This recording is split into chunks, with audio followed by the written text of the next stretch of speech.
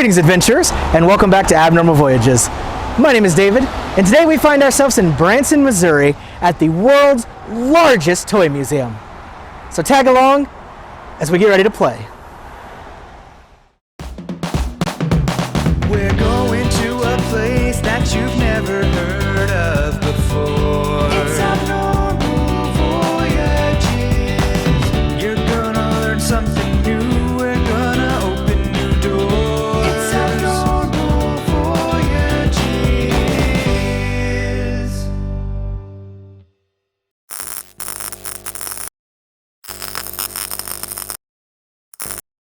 From the moment you see this building, covered in colorful and noteworthy characters, you know right away that this is a place that is purely devoted to fun.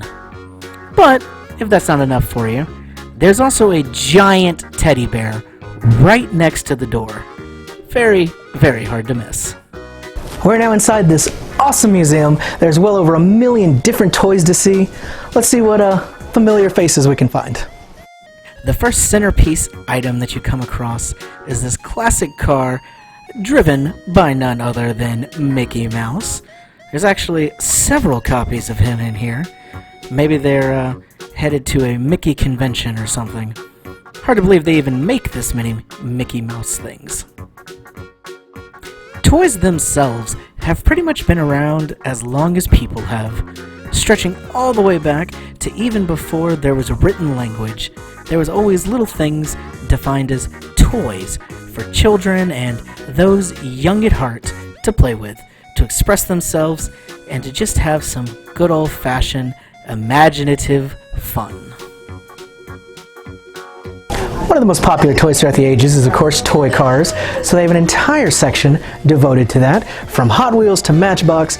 Any car you can imagine is here. Right here, all on 4 wheels, ready for you to play with.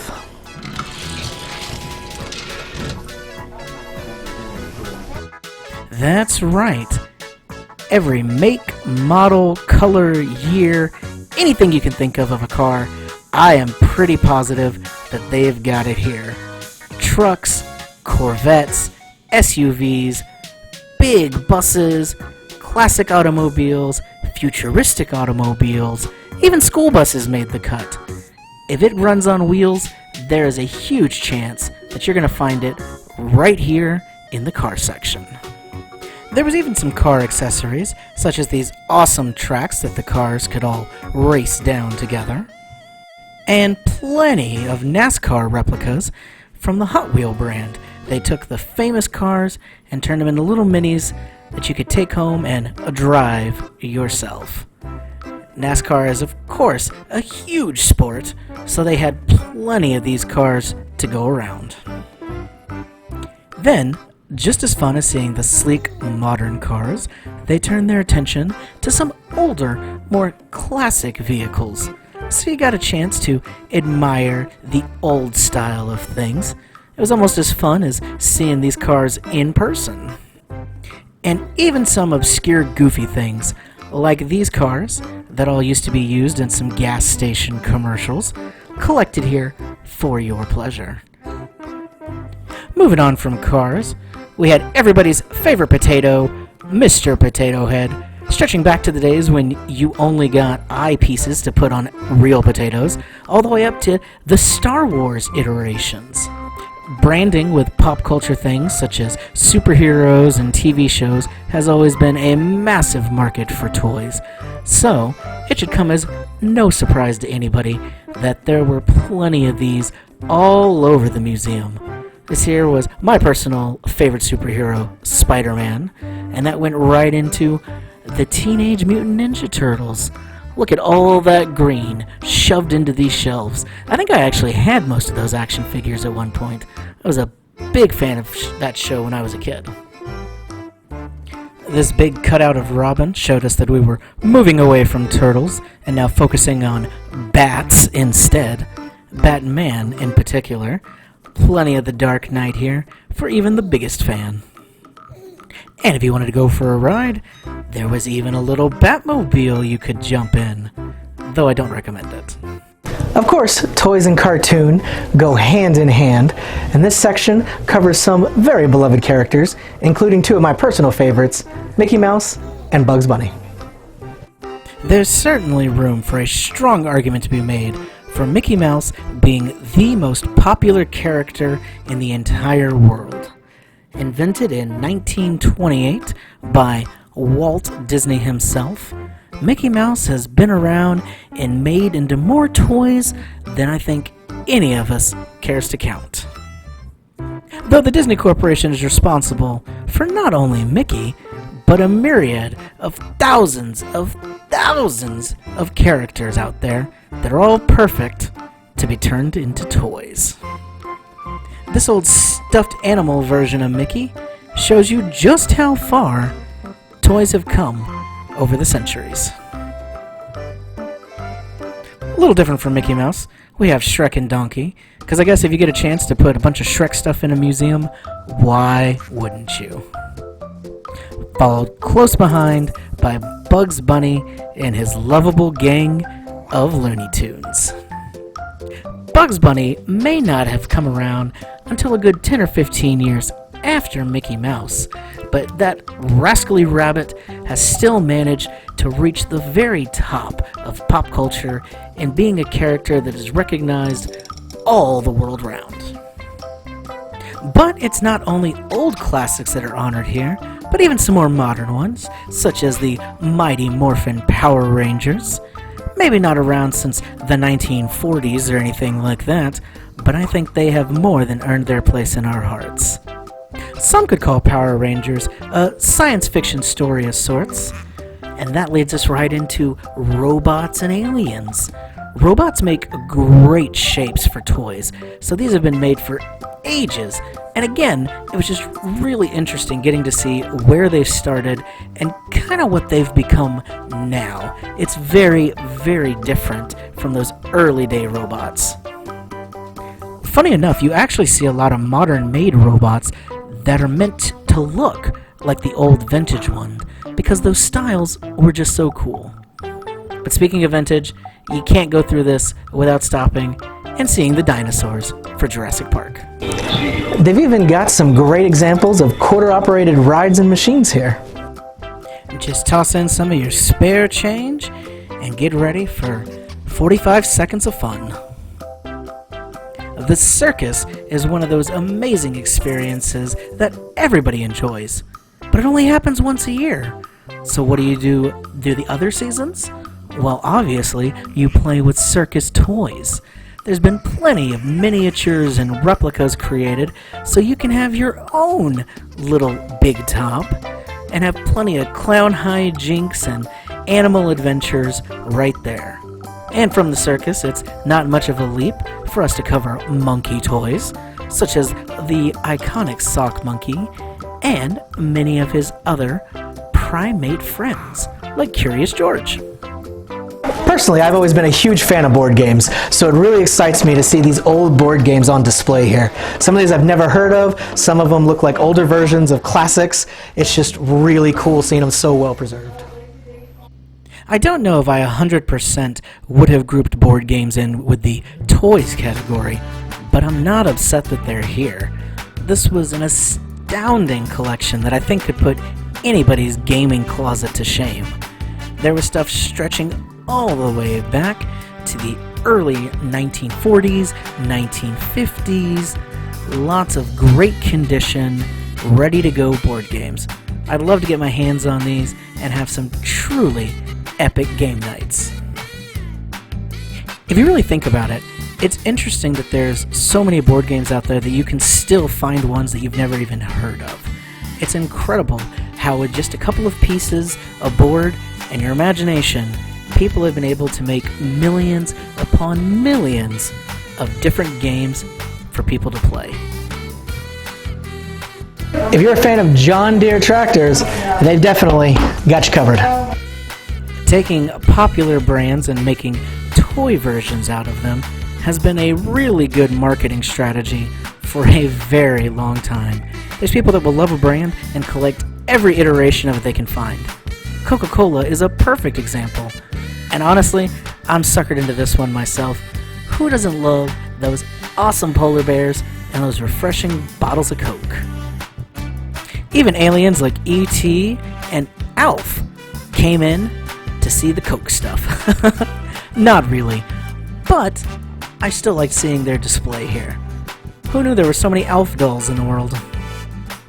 Popeye is another classic character, along with Garfield, who deserve to have quite a nice collection of toys for fans to play with.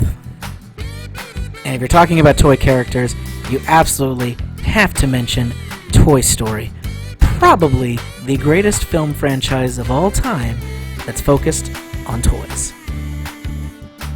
It's honestly probably harder to think of a cartoon series or movie franchise out there that doesn't have some kind of toys wrapped up around it. That's where the money is, and the fun. Video games are another popular medium that usually gets translated into toys. We covered a few of these when we visited the National Video Game Museum, but here are some other great examples, ranging from my favorites such as Mario, all the way to Pac-Man. There was even a E.T. Atari game down here, commonly called one of the worst games ever made. But it's really cool seeing these here in person. Of course, toys have been around for centuries, and some of the oldest ones are Lincoln Logs. You could use these to make the building of your dreams. I think the houses made in this section were even older than me. These Lincoln Logs were used to create fantastic little buildings that kids could play with day and night. But then we'd jump ahead a little bit and talk about the slightly more modern wrestling dolls. These and fighters have always been an extremely popular genre. Action figures made of those, and the ever-popular Rock'em Sock'em robots. Who doesn't want to see two robots go at it and try to punch each other's heads off? Sports in general have spawned many, many toys, and one of the ones that has the most was the original Space Jam movie. Way better than that new one that we don't talk about. There were some great toys made out of this with all your favorite characters. Growing up, some of the best toys you could ever get were in Happy Meals. This is a great collection of all the awesome toys McDonald's gave away. I may not have gotten any of these Happy Meal toys recently, but the old ones used to be incredible. It was crazy that you were getting such a quality toy for free along with your meal. There was Furbies, there was teeny Beanie Babies, there was action figures, there was tons of movie tie-in promotions. This was really one of the best parts of your day when you got a Happy Meal and got to see what new toy lay inside. But the concept of getting a toy with your food didn't start with McDonald's. That goes all the way back to things like Cracker Jacks, which always had a secret little prize waiting for you inside that popcorn box.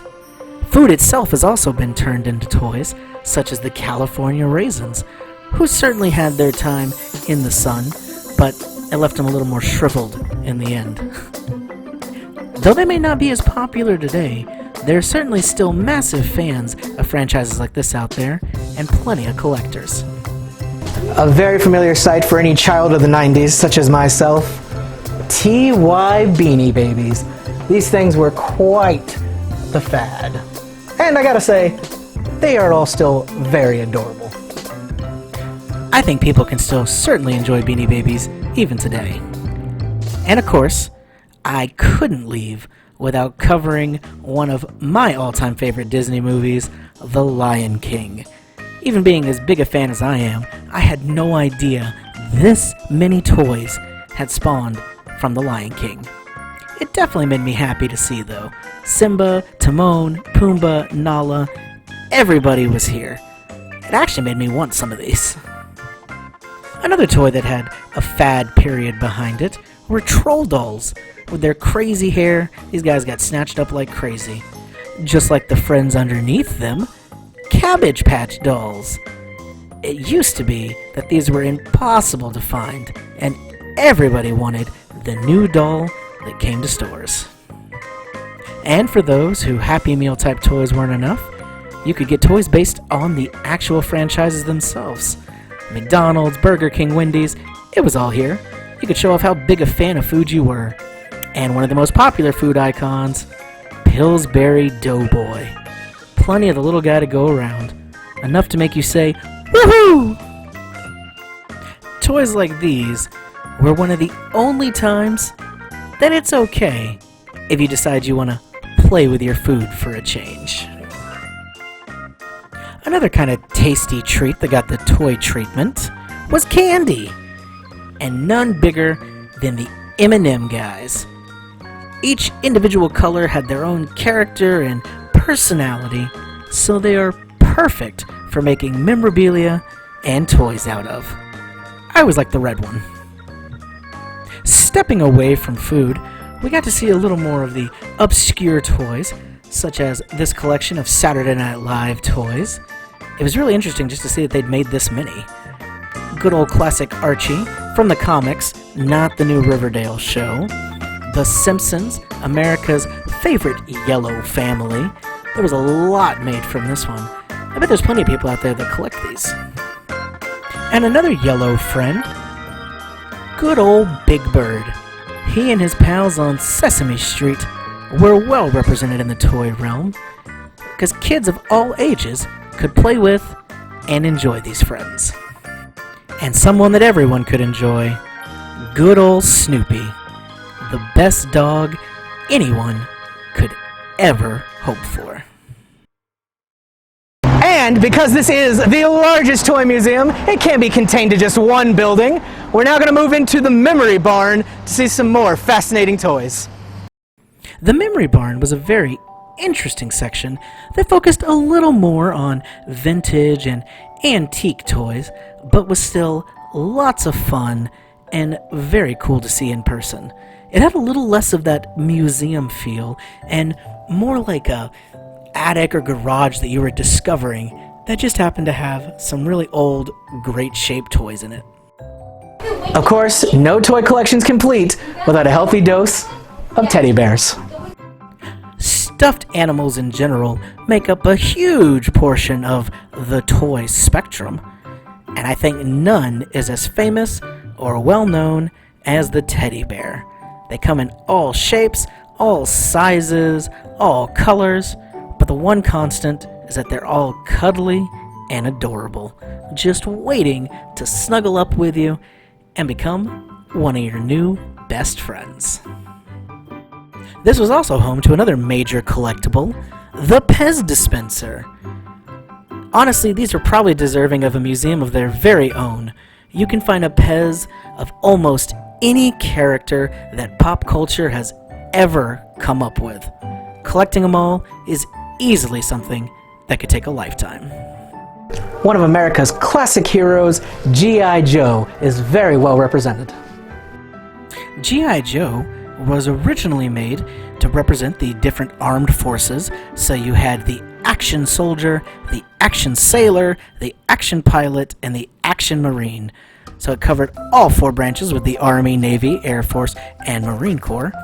And as a matter of fact, the fact that they were called action whatever is what ended up coining that famous phrase, action figure.